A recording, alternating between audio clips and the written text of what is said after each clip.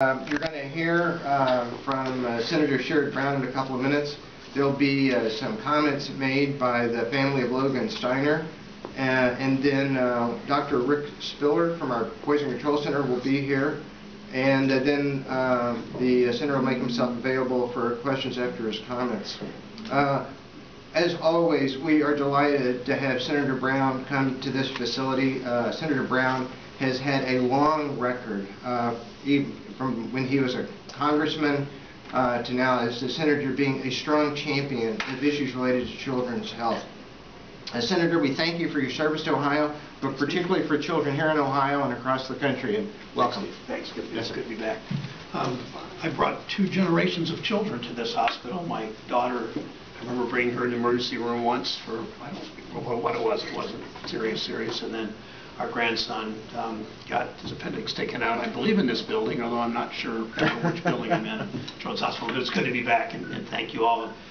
Special thanks, obviously, to Kate and Dennis Stiner, who have, as they've grieved for their son, have made it, at least this part of their life's work, to change the rules and change the law so other parents don't go through what they did. And we've all seen up close or from a distance tragedies happen to families. So often the families grieve on their own and with their friends and other family members.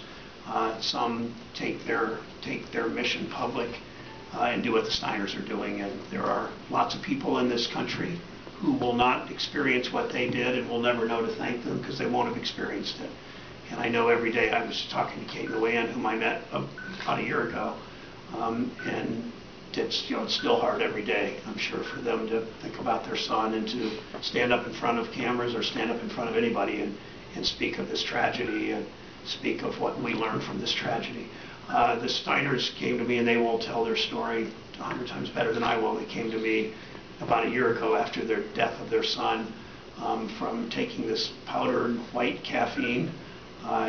It's sold in stores, it's sold online, and it's sold not in stores in Ohio anymore because the legislature did the right thing and banned it. It's the only state in the country that's done that so far because of the Steiners.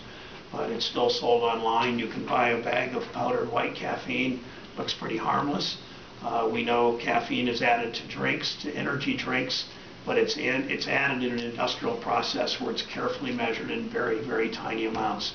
1 teaspoon of this white powder wouldn't be, why wouldn't somebody just add a teaspoon to some drink thinking, what the heck? And 1 teaspoon is the equivalent of at least 25 cups of coffee that are ingested into the bloodstream really quickly. We have, the Steiners and I, if I could put me in their category for a minute, are losing patience with the Food and Drug Administration. We've asked them first immediately to label it and then to ban this substance. There are good reasons that caffeine can be sold for industrial purposes, to mix scientifically in small amounts into drinks.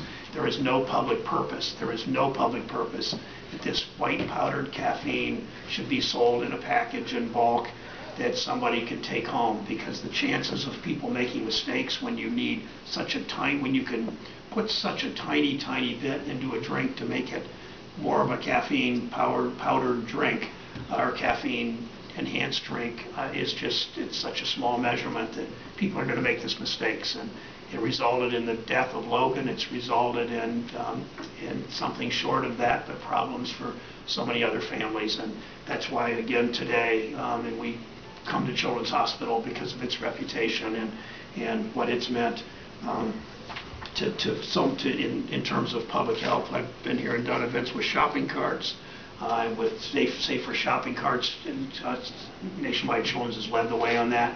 We've talked about liquid nicotine, those little bottles that you see that you put in e-cigarettes, and we want FDA to move more quickly on that. And Dr. Spiller's been a real leader in what we've done there and on this issue. So it's my honor to call first to, I think that Mr. Steiner's going to speak, right? Kate sometimes speaks, sometimes he speaks. And again, we ask the FDA to move more quickly. There is no public purpose that somebody can go to a store or go online and buy a container of powdered caffeine. There is just no public purpose for that.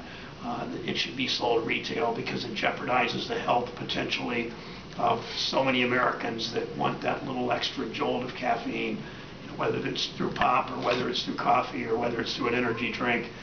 That's their business as adults, but there should be no sales of this powder, this drug on the market, in the market. Mr. Steiner. Thank you. First, I'd like to thank Senator Brown for his continued efforts in our fight to convince the FDA to ban bulk sales of pure caffeine powder.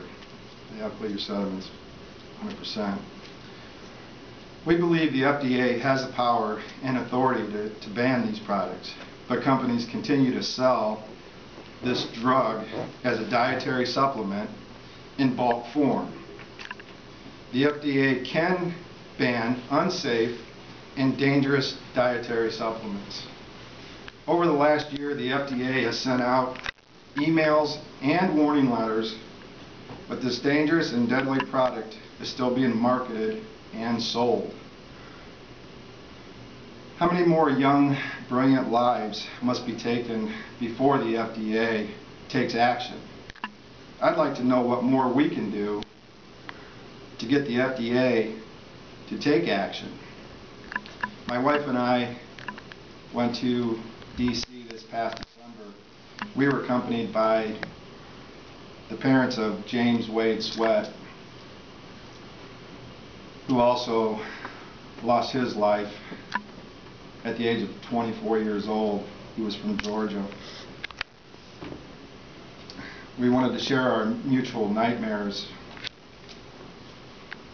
It was our hope that the FDA would take more of a proactive approach after they met with us. Isn't it the job of the FDA to protect consumers from dangerous dietary supplements and that have significant risk of causing injury or death? One by one, states are taking action to protect their citizens, but the real power to protect all of us from dangerous dietary supplements is with the FDA. I would again like to thank Senator Brown and his staff for your continued hard work on behalf of Ohioans in providing both accountability and education when apparent and irresponsible marketing tactics are used with what we know now can be deadly endeavor with caffeine. Thank you very much.